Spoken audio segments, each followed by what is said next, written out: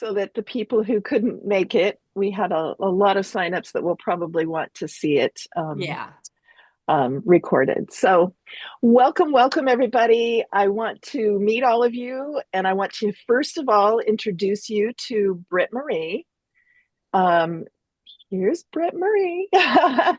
She is the designer of this beautiful sweater, and you can see her sweater behind her there. Just beautiful. She's in the San Francisco Bay Area. And you know something, Britt Marie, I forgot to tell you that my stepson actually came here and I was knitting it. I'm wearing mine. So just a little That's beautiful. Cute, beautiful. wearing mine and I was knitting on it when they were here for Christmas and we were talking about the sleeve length and he said that the hip thing is he's in the art scene there and he says he sees tons of young girls with short sweaters, so short sleeve sweaters, so this is a very hip current design and I just wanted to congratulate you on making something so beautiful. Thank you. Yeah, I think that short sleeve is something for me in the Bay Area. It's very useful. It can easily be done in a long sleeve. I have somebody that's working on a long sleeve version, so that is super easy to do. So you can decide. It's very customizable. You can make it longer also in the waist if you wanted to. This one ends right on the hip bones, I think, for me at least. Yeah, this one I made just a smidge longer. Yeah. Let's see, here's my waist, but I'm Yep. I'm pretty tall. I'm 5'9", and my height is in my torso. So I wanted to make sure that it wasn't, that it didn't end up crop. Yeah, But yeah, and the pattern will tell you to where to lengthen it if you wanted to lengthen it, because you want the band of the color work to end up in the same place. So yeah, it's very, very easy to change it up in length, both on sleeves and arms. wonderful, wonderful. Well, we'll get into more of the details on how to knit it, but for right now, I want to say hi to everybody. Is this your first time on one of our knit alongs? Has anyone Yeah. been here before? Oh, No. Susan, you've been here before? Yeah, you'll have to unmute yourself. You're outside enjoying the sunshine. Okay, there. Yeah. So this is my first time and I'm actually in Puerto Rico on a 5-day trip, but that is about to end and go back to New York. But I was really excited because I got all the yarn and everything and I'm only I'm sort of a beginning intermediate. Like I get a lot of help from my lady at home. So anyway, I Good. think I'm you'll do excited. just fine with a little bit Yeah. of support, don't you think, Britt Exactly. Marie? Oh, absolutely, absolutely. This is not a very difficult, and it's fun because you learn something new. You know, if you I haven't love done that. color work before, and so it's always exciting to learn new things. Wonderful. Agreed. Wonderful. Well, thank you for taking part of your last few precious hours of vacation to spend with us. That's really nice. And I'm a It's little fun for bit me. jealous. Yeah, I know. I've made some people jealous, but I work hard at home, so lots of family, lots of kids. We own a hotel. It's crazy. Oh, yeah, you're a busy lady. You deserve some Yeah, time away. Yeah, Yeah. yeah. yeah. Wonderful, wonderful. And Brenda, have nice welcome. Are you here locally in the Pacific Northwest or the Pacific time zone? No, I'm Eastern. I'm in Virginia Beach. Oh, wonderful, wonderful. It's beautiful back there. Are you getting cold yet down there or We're supposed to, I think it's like in the low 30s, and they're okay. talking snow, so I don't know. Okay. Well, we got a lot going on out there, a lot of weather. And Yeah. Cindy, welcome. We're really happy to have you here. I just want everybody to I, feel, I go ahead. I'm sorry. I can't remember. I knitted it was a pullover in a cotton blend. I can't remember the name of it. I'm Like the sorry. Tulsa or the Seven Sisters. Seven Sisters. Yeah, I did that's the a Seven nice Sisters one. knit along. Yes, yes, yes. Yes. That's a lovely one. Lovely. Fun to wear. Well, I just want everybody to feel comfortable to ask questions. And Jan, we're happy to have you here as well. I just want everyone to feel comfortable to ask questions. And we have Britt Marie for at least this one session, so we want to make sure and get all the information and all of her expertise while we have the chance. So, Britt Marie, I think I'll have you start and just kind of give a little overview on what we plan on doing today. Would that be all right? Absolutely. Absolutely. Yeah. So maybe I should start first by telling you the yarn that I've been using for this design is called Sayama. It's a yarn from, I'm wondering. Britt Marie, you'll have to unmute yourself. I just muted everybody to get rid of that noise. Perfect. Thank you. Yeah, I heard the noise too. Yeah. So I wanted to tell you about the yarn that I use for this design, which is a lovely yarn. It's new yarn from Pasquale. It's definitely a sustainable yarn coming from Bolivia, 50% 50% llama and 50% wool. It's lovely to work with. It has a nice bounce to it. It's a DK weight yarn, and I don't know how many of you are actually going to use this particular yarn, but I can highly recommend it. And the price point is excellent. It's beautiful.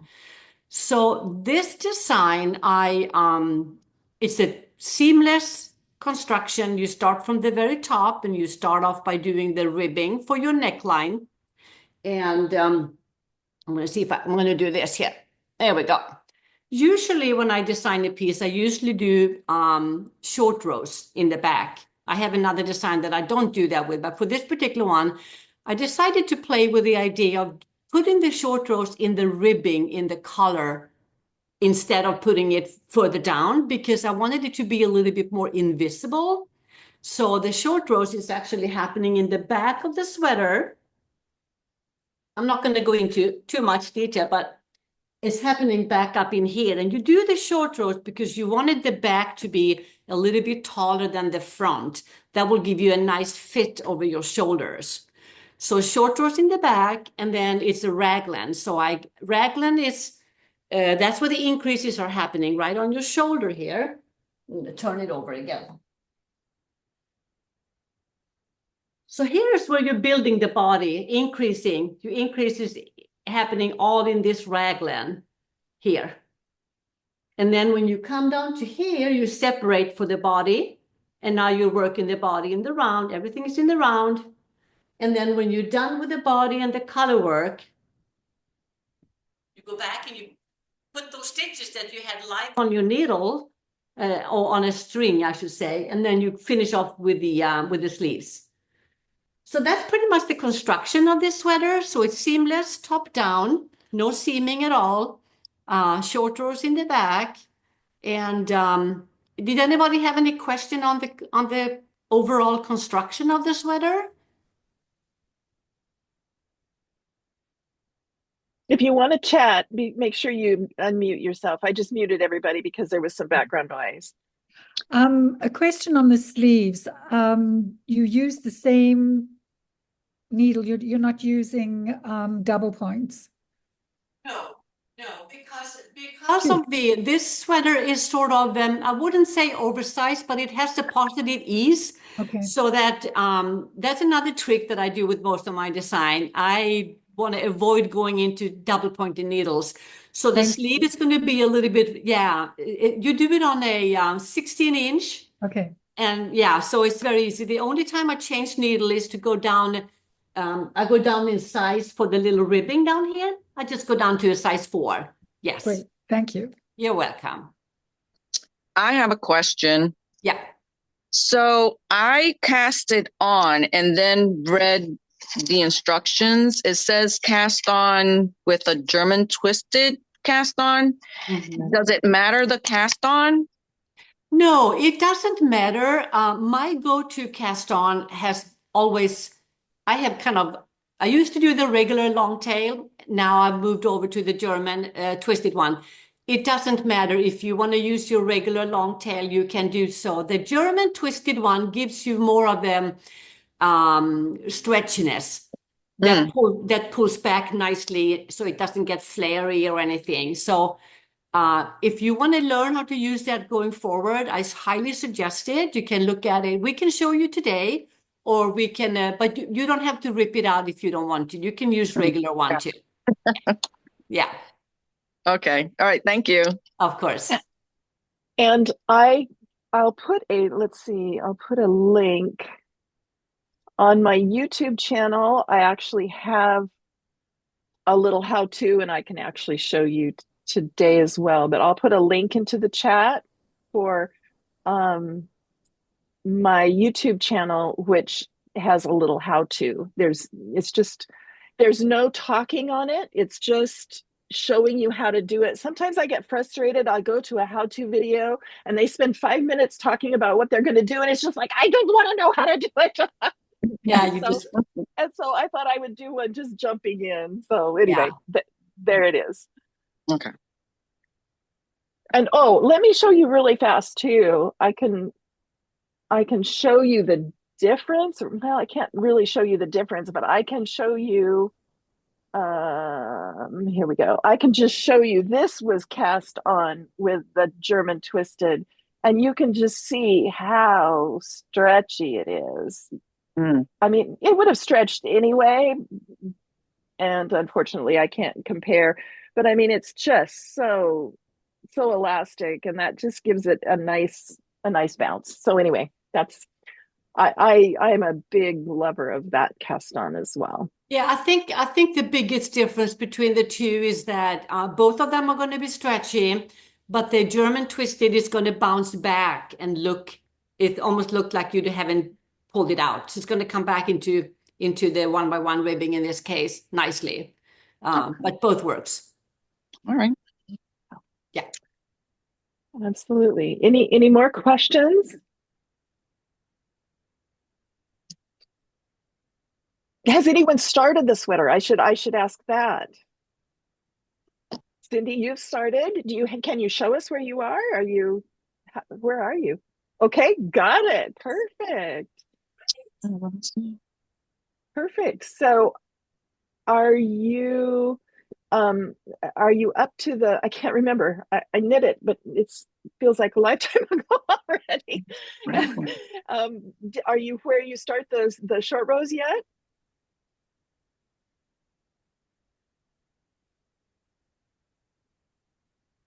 No. No, you're not. Okay. Have you done short rows before?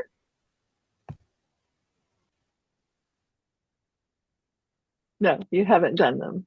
Okay. All right. Okay. So that's going to be something. Britt Marie, do you want to talk about short rows for just a second? Yeah, I mean, there's quite a few different ones out there. I always use the German short rows. That's the one that I like.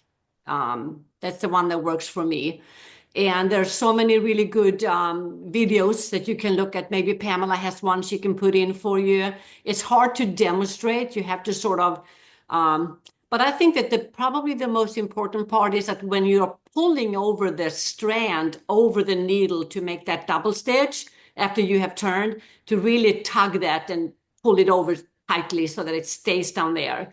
That way you don't get a big hole on the next row. But it's not that difficult. Judy, have a question? Just out of curiosity, why is that your go-to short row recipe? Well, it could be as simple as that's the one I've used, and I have actually tried to use cocoa knits one time, and I got all confused, and then I tried the Japanese one, and I didn't.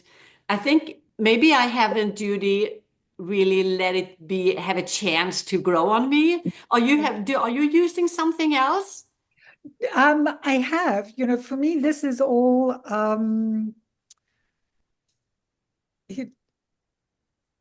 an experiment, not an experiment, it's learning. It's learning new techniques. So I just didn't know. I mean, I'm happy to try, any that have been in any, pattern that I've done.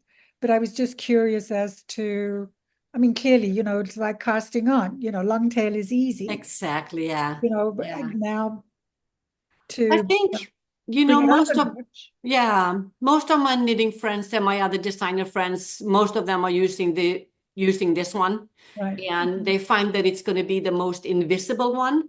And I think but I guess you have to just try them all and see. But I find it being the most invisible one for me. And one tip that I can say, we talked about it, Pamela and I, when we talked on Thursday. If you use a yarn that's really crisp and doesn't have any fuss to it, of Right. course you're going to see them more. I do a lot of designs where I put a thin mohair together with my yarn, and that hides any of those things. So that's kind of like a nice little thing to remember. Okay, good. Thank you. You're welcome. And the German short row, once you kind of have it down in your head, at least I found, it's so simple. The only thing that you need to remember, if you're now you don't have to do this with Britt Marie's because she's written the pattern for the German short row, but if you are converting a regular wrap and turn, like this sweater I'm knitting right here, it had regular wrap and turn short rows here in the back, and so I did my German short rows. And so the only thing you have to remember is that you knit one extra stitch. If the wrap and turn says to knit 9 stitches and wrap and turn, you need knit 10, turn, and then do your passing the stitch over to the other needle and then give a tug. I don't have one up right now, a video up right now, but I will have one up very shortly. And there's a million of them on YouTube. I mean, there's a lot of them. I like Very Pink Knits is one of my favorite Right. YouTube how to, she does a great job. So just remember that if you're switching the pattern, if you're converting a regular wrap and turn, just knit one extra stitch before you turn, slip the stitch over and give it a tug. Okay. So. Thank you. So, Susan, are you knitting on this sweater? Or are you knitting something else? You should do a video, knitting in paradise. Oh, there. Now you can hear me. Yeah. So I'm not going to show you because I am winding the yarn right now while we speak, and Okay. I'm on the beach, and it's not a pretty sight. But I am, yeah. No, I'm going to work on this. I want to get it ready, but I've got to look at your YouTube to see about I'm very interested in the new cast on. I've never done that. And I am interested in the short row thing because I don't really even know exactly what you're referring to, but I'm going to just take it one step at a time. Yeah, you can totally do it. And remember, we have 3 of these sessions. So next Saturday, hop on again, and wherever you are, we can, excuse me, we can refresh you or work Well, through anything. I also have a secret weapon of this woman in our town that owns the yarn box. She's 90. She's still working, and she's an expert knitter, but we have a funny relationship. I think she gets a little bit annoyed with me, but we have a joke. It's funny. I go in there and the yarn is all messed up, and she's just like, "What am I going to do with you?" But it's fine, Yeah. Sounds like fun. But I have to say that the beauty of being a knitter to learn something new all the time. I'm telling you that I feel like I'm a pretty good knitter, but I'm learning new all the time. That is so wonderful, and not be afraid of trying new things. It's really a nice accomplishment when you are able to learn new things. I've made probably 8 sweaters with her help. I've made baby sweaters. I've made like one for my son, one for my best friend, but I probably could never have done it without. And I'm looking for a new community because, she's 90 and she's great, but all the women that go in there, they're all 90 and they're like all they talk about is their aches and pains. Okay. Well, if you'd feel more comfortable, I have some. So do I. Listen, I'm 64 and I have aches and pains too, but it's anyway, it's all good, but I'm excited and I love this yarn. I got it, from you, from your shop. Gorgeous, isn't it? And I love it. Yeah. So I'm excited, but I'm just sort of going to listen. Yeah, no, that's perfect. Yeah. And I hope you all come back next week and we can just Yes. watch and see how the sweaters grow. So Sounds great. Jan, I don't know if you're still there, but do you have any questions? I don't want to leave you out.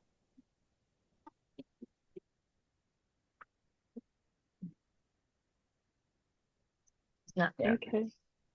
And Cindy, how about you? Where are your questions? Is there something that you'd like to see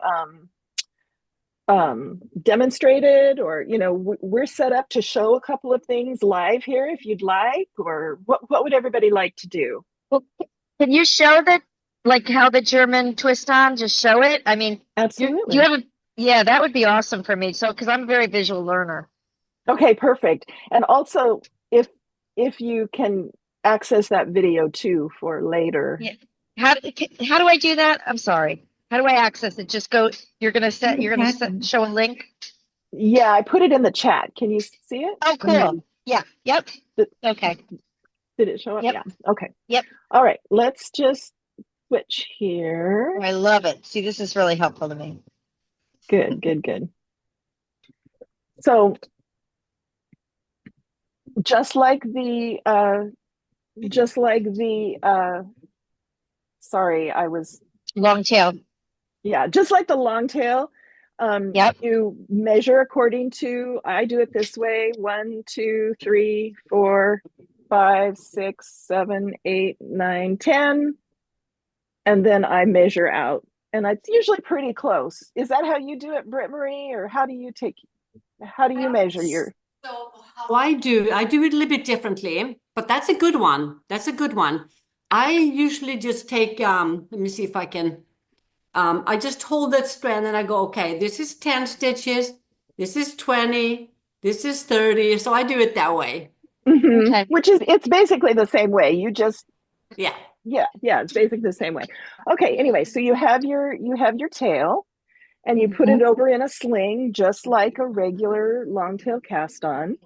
You can start with a slip knot if you want. I prefer to start, by just putting my needle on the yarn and hold on. Pull it back pull it back into your slingshot position. And then on a long tail, you go up here in the middle of the stitch, but on the German twisted, you go underneath both strands of yarn. Then you come back towards you, bring the needle back towards you and go down. Go back over and the top of the yarn in the back. Kind of twist your thumb just a little bit. You can crook your thumb a little bit. And there you go. Great. So I'll do it again really slowly. Underneath both strands towards you and dip down into that loop. Over the top of the back one and down. Pamela, do you have that? That's going to be on your the thing you sent, what you put on the chat? That's on the link. Yeah. Okay, good. Okay. Yeah, that's on the link. Great. So thank you so much.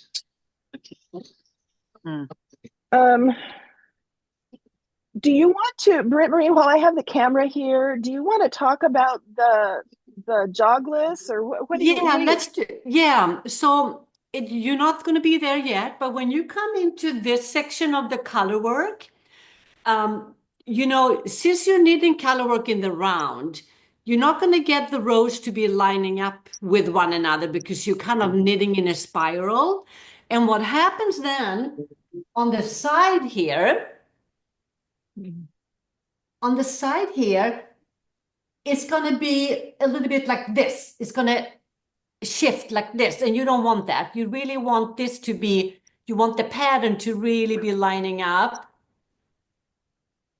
all the way through. And so what you do then, and you only do it here on the side at one time, in one spot. You want to go ahead and lift up so you obviously you're not going to do it up here, but as soon as you come to the place where when you're changing colors, you take the right. Okay, so the stitch on your left hand, you lift up the right leg of that stitch underneath and you put it over on top. We should show it. Can you show it? Yeah, let me show it here. So I've been knitting just around in a stripe pattern, and you can see this one, these two meet here, and you can see this one. I didn't do this little trick that Britt Marie was telling you about. I didn't do it, so you can see how the spiral is causing everything to be off. They call it a jog in knitting. And so you come around, here's your new color, and when you come around, if you just keep knitting, I'm gonna have to find my stitch marker. I like that stitch marker. You come around, and if I just kept knitting, it would do that jog again. So what you do is you pull this leg up and put it on that needle, and you knit them together. And can you see how that is now even across there? Was that a good way of showing, Britt Marie? That was perfect, Pamela. That is all you do, and you only do it when you come to your stitch marker. It's only when you come to the stitch marker and you're changing colors that you need to do it. So you don't, you don't need to do it on another row. I mean, like I'll go around, I was knitting 3 rows, so I'll go around and I'll knit, and I don't do it on the next row, correct? Exactly. You only do it when you have the color changing right there. Right. And so I'll knit 2 more rows out of this color, and then when I switch to this color, I'll knit 1 row of that color, and when I come around to where it would go like that if I didn't. Yep. I just pull up this one stitch here, the next row down, that right loop or the right leg of that stitch. Yeah. And put it up there and knit those 2 together. Yeah. And you are absolutely right, Pamela. You don't do it on the first row when you're changing color. You do it when you come back. You do it on the second. Yeah. Yeah, you do it on the second one. Yeah. So is that helpful to everyone? Really, those things, I mean, I find new techniques really actually easy to learn. It's not difficult you just need to be told, right? And then it's like, oh, well, that's easy. That's not a big deal. I can do that. So Judy has a question. Oh, Judy has a question. Marie, Sorry. Could you show us the backside of the sweater? The sweater? Color work. Please. Oh, here. This one? Right. You're going to be so happy to see what it looks like. It's beautiful. Oh, wow. Oh, that's another thing we need to talk about, Britt Marie, is remember what we were talking about Thursday? About how we spread the stitches out. Yes. Wow. Okay. So it's yeah, I mean, this yarn is very forgiving when it comes to, because it has a bounce to it. But one thing that's important when you're knitting, and maybe you can, I don't know if you can show this too, but for example, when you're knitting with one color, and moving to the next color in color work, let's say you're knitting 4 stitches of the brown, then you're going to do 3 stitches of the white in this case. Make sure that you're stretching out the stitches on the needle when you're changing color so that the new color coming in is not too tight. It's okay if it's a little loose, because when you block it, otherwise you're going to get a pucker. You're not going to get this smooth surface. It's going to be very puckering. So make sure that as you're knitting with color work, that you are sort of stretching out the stitches that you just worked when you're putting your yarn around and do the next stitch. Does that make sense? Let's see if we can show a little bit here. Yeah, if it's all right, I'll just demonstrate. Sometimes when you knit, you keep things kind of all Yes. pushed together like this for easy access and quick, sometimes that's how you knit. But if I'm going to now change color to the brown, to knit in the brown, I need to make sure that these stitches are spread out nicely. I mean, that's a little exaggerated, but just spread out nicely so that when I pick up this color and I start knitting, actually, oh, you know what I did? I played with knitting like this, and I had lots of fun. Yep. Playing with, and actually this is how I knit mine. It was a little awkward, but anyway, this is how I did it. I made sure that they were spread out, and then I switched my color. Yep. That's what I do too. I do exactly the same thing. And then here again, things are looking a little bit scrunched. So we want to make sure that they're not scrunched, and I can start knitting with my second color.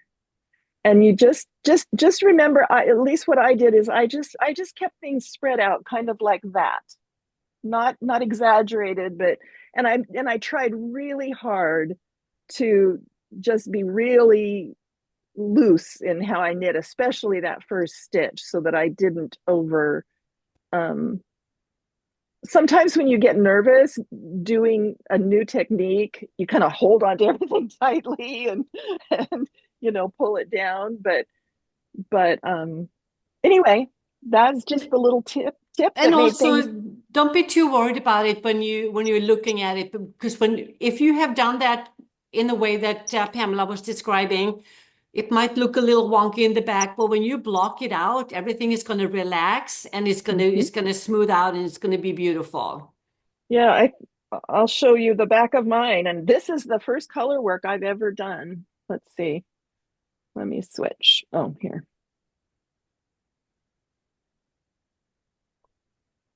Ever since I did that update when we were on, now it doesn't switch the same. It goes to make it upside down. Something happened weird. So anyway, go this ahead. is my first try. Yeah, see? I've never done color work before in my life, and yet it just turned out beautifully. Yeah. I think. Yeah, no, it looks great. It looks great. Another thing that I think is in the pattern, there is 2 links in the color work section. One link that shows you how to do the jogless, so you don't get the pattern to shift. And there's also a link for catching the floats. You're going to see, if you bought the pattern through me or Pamela, you're going to see an updated, because one of the links is the wrong link, but the link for catching the floats are perfect. When I learned that, I thought, hey, this is the best that ever happened to me, because you don't want you don't want to have, for example, there's a few sections in the color work on my sweater that you have 7 stitches between you changing to another color. That's way too many stitches for you to leave hanging. Then you need to do something called catching the float. And that video in the pattern is excellent to go in and look at for catching the float. It's done in one maneuver, and I was just amazed. Pamela, did you try that? I didn't, and I can't remember why. I think I was trying to access it through my Knit Companion app, and I was having trouble. Okay. And so then I kind of blanked on how I would get to the right link, and I went ahead and did it. But I want to look at it for sure, because what I used, I wasn't entirely happy about. So, and I looked at I checked it before we came on today, and that link is working. Yeah, and that lady has 3, part 1, 2, and 3. All three are good for color work learning, but particularly the catching the float was really a one to follow. I would say I agree with her. 3 stitches or 4 stitches max. Some people Right. do 5. I'm okay with 5 too.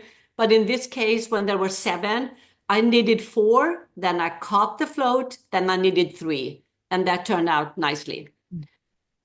Yeah, so if you do it that way with this design, I only caught the float on 2 rows. The one Exactly. at the top of the Yep. point There- where is it? Yeah. There's only one time you need to worry about it here, and then one time you need to worry about it here. So it's only 2 times.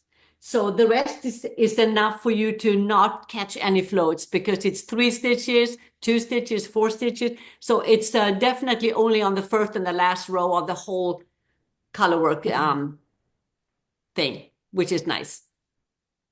Yes. Yes, yes. Yeah. It's a very what's the name I'm looking for?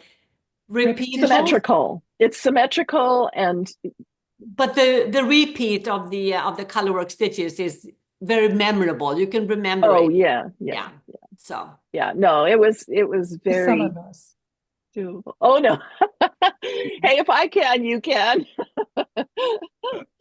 Oh it's gosh. really fun. I mean, this is my first color work pattern that I have created, and I have to say it was so much fun to see the colors, to see the pattern come through. You're building it, it's just really satisfying. It's kind of magical, you're just still just doing stockinette and then all of a sudden it appears and Yeah, yeah, there's a real yeah. rush that comes with that. So that's great. All right, let's see. What time is it? Oh, we still have a little bit more time. Does anyone have any other questions? I do. Okay, Judy. As far as using charts, is there an easy way? I know there are a lot of people who find them extremely easy. I find them extremely difficult. I'm terribly dyslexic. So is there an easy way to work a chart? So the difficulty you have is to look at it and sort of. So would it be easier to have it written? Possibly. Yeah. So because that could be done. We could definitely do. Pamela, do you have any idea of making it easier? Well, I do, and I don't have a charted pattern right here, but here, I didn't pay much money for this on Amazon. It's just a thin piece of metal, and it comes with these magnetic strips, Okay. and you can just put the strip on the row you're on, and then there's enough knitting around to leave it there for some time, and then as soon as you get to the next row, you just scoot it up, and that will help you. For the first time, I've always used this for keeping track. I mean, when I do counted cross stitch or anything, I always use a magnetic board. But on this one, for the first time, I downloaded the Knit Companion app, and that was wonderful. I'm not an expert. It's kind of complicated to use, and I'm totally not an expert. But it took that chart. It recognizes a chart, and it just throws it into a new page, and it Oh, great. just keeps track for you. You can keep track of the row and move this digital highlighter up, and that worked really easy for me. So either way, this works perfectly fine. Yeah, so what I do, I mean, so this is the way that the chart is very little, and you just repeat the same thing over and over again, all the way till you come to the beginning of the round. And I use a clicker. I use the little red clicker. Mhm. So when Yeah. I'm done with round, because this chart is just worked one time all the way through, then you're done. Okay. So when I start with the number 1, I do, 4 and 1, and then 3, and then 4 again and 1, and then when I come to the beginning of the round, I touch my clicker. So now I'm done with row 1, and then I go to the number 2. So that and I don't know if that's what you are having a little bit difficulty with, knowing where you are on the rows, or if it's more looking at the squares.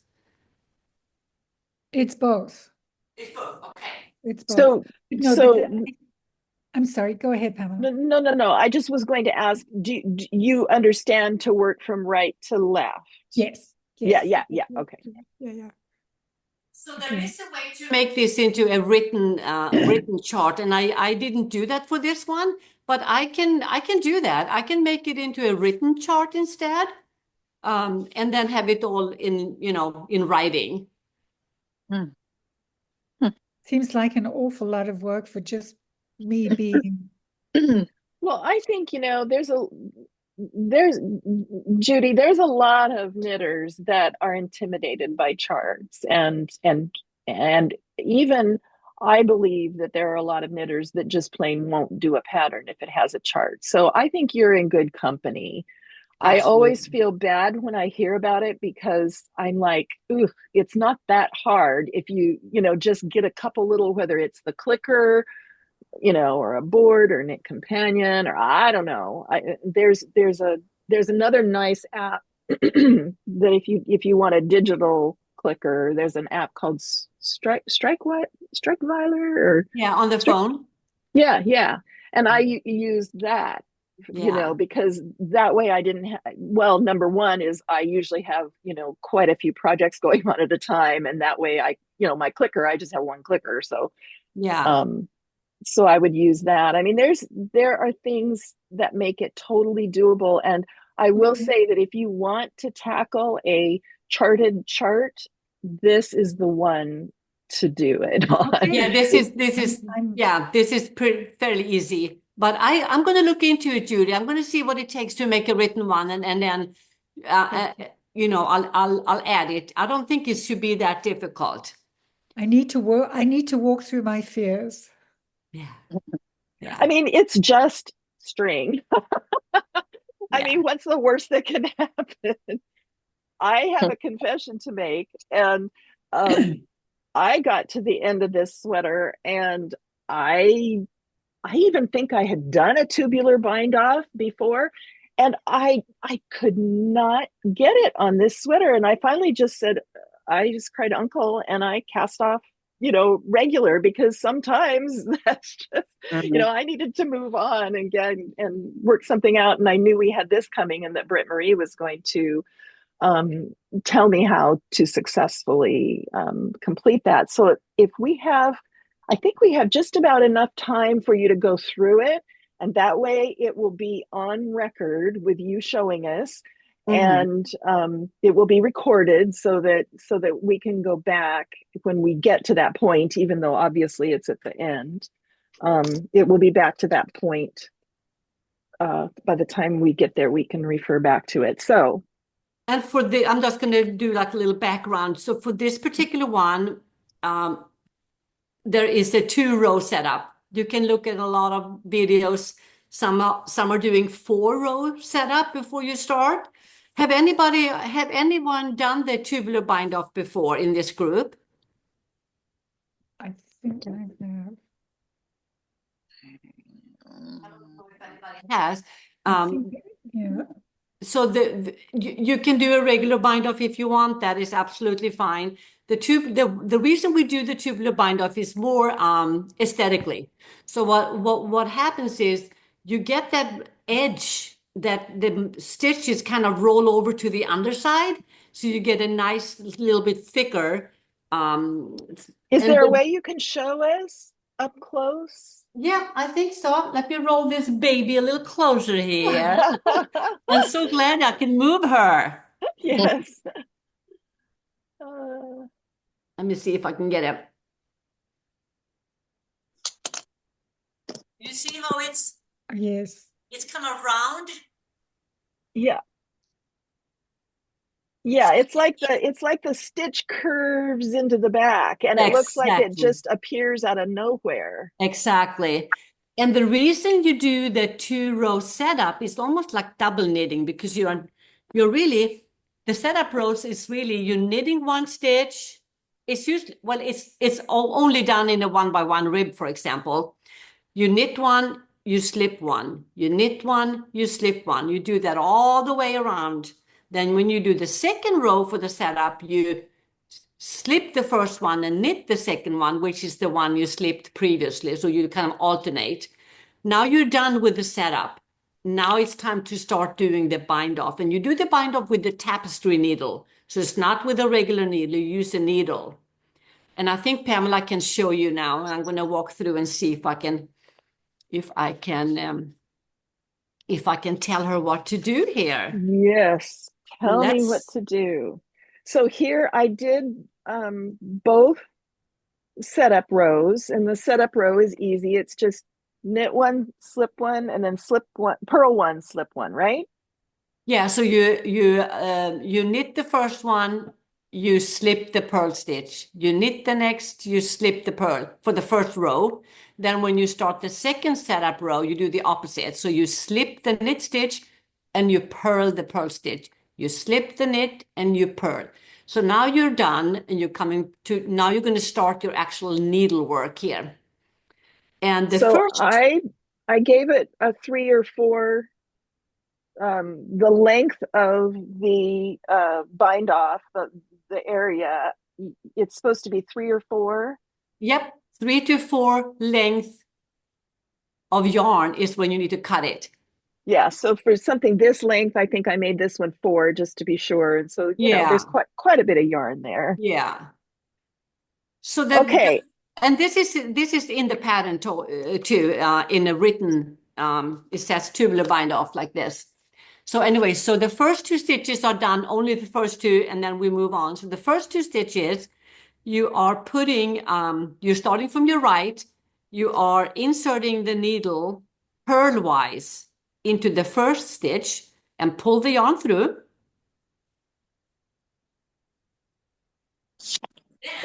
Holding the tapestry behind the first stitch and inserting the needle knitwise into the next stitch. That's the tricky one. so I just kind of used the curve of the needle to help me. Exactly. It's good to have a tapestry needle with a curve. So that was the first 2 stitches. Now we're going to start with step 3 through 6. And here's what I do all the time to make it easy to remember where I'm at. I'm counting 1, 2, 3, 4 as I'm going through the 4 stitches. So let's start with the first one. Now you're going to take the tapestry needle to the front of the work and insert it knitwise into the first stitch. And at the same time, slip that stitch off the needle. And now you're going to take the needle in front of the work and hold on a second. With the tapestry needle at the front of the work, skip the first stitch on the knitting needle and insert the tapestry needle purlwise into the next stitch. Yeah, and pull it through.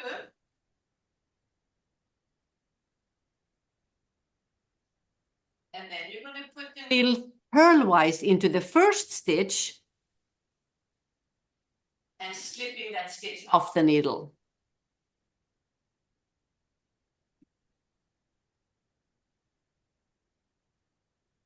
And now you're going to go behind the work, insert the tapestry needle into the next stitch purlwise. Oh, So wait, you go through, you go all the yes. way through like this? And then you do, remember like you did in the very beginning, you're holding the tapestry needle behind the first stitch on the knitting needle, insert the needle knitwise into the next Oh, stitch. knitwise. Okay. Mm-hmm. Knitwise. So that is the 4 steps. So now so what people have a hard time with, I think, and I did that in the beginning too, is that, okay, am I on the first one or the second or the third or the fourth? Yeah, So, yeah. so for my own sanity, I'm just counting as I'm going through. 1, 2, 3, 4. So that way I keep track of what I'm at. And I can put the work done as long as I've done the number 4. That way I can come back to it knowing that I'm going to start the number 1. So let's do it again, saying 1, 2, 3, 4, because if you were to tell me to do it again, I would completely be lost. Yeah, absolutely. So now you're going to knitwise from the front. That's number 1, knitwise.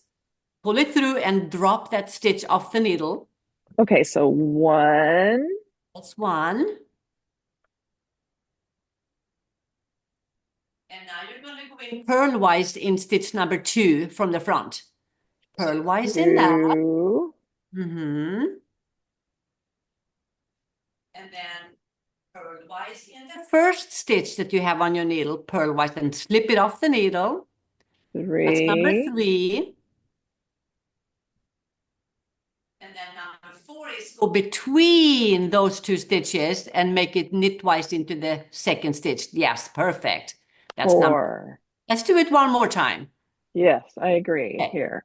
So Okay, that made more sense, but okay. yeah. So the first stitch from the front, knitwise, slip it off the needle. That's number 1. 1, Go in purlwise from the front into the second one. That's number 2. 2, And then purlwise into the first. Slip it off. That's number 3. 3, And you go behind the 2 stitches and do it knitwise through the second stitch right there. That's number yeah. 4. Yeah, if I would have done that 1, 2, 3, 4 thing, that would have worked for It me. really, really makes it. And Yeah. now you could take a break if you wanted to, go and get coffee, do something, and then come back and I'm going to start on number 1. Like just to keep track of it. So I'm trying to look at it. Is it because I didn't start with a ribbing that it looks kind of wonky? It is because you did not have a 1 by 1 Yeah. rib going. Yeah. Yeah. Sorry. I should have taken the time to knit another No, that's swatch. okay. That's okay. Okay, now let me see if I can remember it. Sure. Just because. So 1,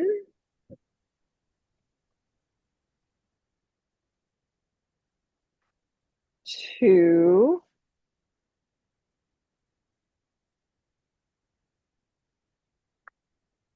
3, and 4.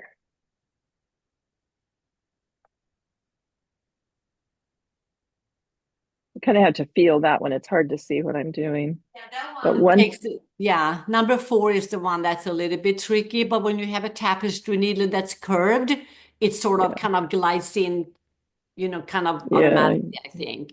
you put it in and then you can just kind of hook it. You kind of twist it a I little bit. suppose you could do this if you wanted. You could pull it and then go back in straight, right? Yeah, as long as you go through the Yeah, hoop. Yeah. knitwise. Yeah, Yeah. yeah. Yeah. Anyway, okay, so that was what I needed to be successful. Is I needed that 1, 2, 3, 4 because I just about lost my mind. Yeah, and it's like I said, a regular bind off is fine too. It's do what feels good. I don't want it to be difficult. Maybe you could do the tubular for the sleeve because that's such a short Uh-huh. amount of stitches. So that might be a fun one to do. Well, I didn't do it. I mean, I wished I would have, but I didn't, and I still think it looks nice, It looks good. It, Yeah. it, Yeah. so Yeah, it's not like beautiful. I don't feel like, oh, I failed or anything like that. It's just No. so anyway, yay, it looks like we lost not Judy, Susan. Was it Susan? We lost Yes. her. She's off to the She's off to paradise. swimming. She's swimming right now. All right. Well, does everyone feel confident to go forward this week and knit on? And I hope everyone, I'll be able to see you all next week and see where you are. We can go through these things again. I can re-show you next week. That's why I don't usually do 3 in a row, but I thought, there might be some people who needed some extra help along the way. Or even some people who weren't able to make today and wanted to hop on again next week. So I just thought I'd give a little bit of extra help to people who'd like to. But And thank you. one thing that in case I can't jump on next week, somebody had probably gotten up to the increases of the raglan. There's so many different increases you can do. And in my particular one, it's right leaning and left leaning. If you decide you want to do knit front and back increase, that's fine too, as long as you do the same thing all through so that it looks even. Yeah, we can show that next week if you'd all, because sometimes it's like I know how to do it, but I forget which one was right and which one was left, and sometimes I have to get reminded again. Yeah. So well, thank you so much, Britt Marie, for joining us. I cannot thank you enough. So My grateful. pleasure. My pleasure. I want to see the progress, what you guys are doing too. It's exciting for me. It really is exciting for May me. take a while. That's okay. It's supposed to be enjoyable. No stress. Of course. Yeah. That's right. Yeah. This is supposed to be fun. So thank you everyone else for taking time out of your Saturday to spend with us. It's the best part of my week, and I appreciate it very, very much. Thank you for organizing. This was great. Well, my pleasure. We continue to do them all year long. So, and they're usually on Saturdays. I will have the recording up within the next 24 to 48 hours tops, and it will be on the YouTube channel, which is just the Dizzy Knitter. You can just go to the YouTube channel. You can see all the other knit-alongs that we've done and look forward to all the designs and the fun things. But this one I thought was just the best one to start the year off because what better time to learn something new but in the new year. Thanks so much, Pamela. Thank you, everybody. Okay, everybody. Have a great week. Bye now. Thank you. Bye. Bye. Bye.